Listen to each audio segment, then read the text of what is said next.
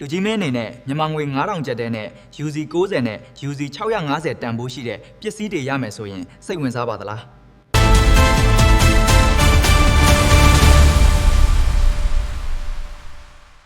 စိတ်ဝင်စားတဲ့ဆိုရင်ဗီဒီယိုကိုအဆုံးထိကြည့်ပေးဖို့တိုက်တွန်းလိုပါတယ်ခင်ဗျဟယ်လိုကျွန်တော်ကကိုနေပါကျွန်တော်ဒီနေ့ပြောပြမယ့်အကြောင်းအရာကတော့ PUBG Mobile ထဲမှာအတန်းဆုံးပက်ကစ်ဖြစ်တဲ့ Prime ပဲဖြစ်ပါတယ် Prime ဆိုတာဘာလဲ Prime ဆိုတာလူကြီးမင်းအနေနဲ့ဝယ်ယူထားမယ်ဆိုရင်နေ့စဉ် 3UC ရရှိနေမှာဖြစ်ပါတယ်တစ်လရက်30ပြီးရင် UC 90ရှိပါမယ်ဒီရက်30အတွင်းမှာလူကြီးမင်းအနေနဲ့ 25UC တန် Royal Pass Mission ဖြည့်တဲ့ကတ်အပြကတ်20ကိုBattle Point နဲ့ဝယ်ယူနိုင်မှာဖြစ်ပါတယ်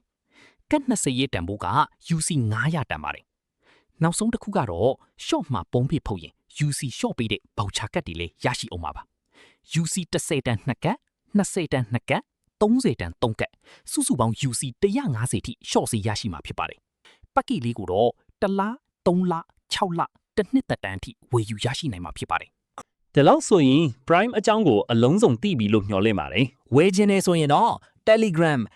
@konegaming store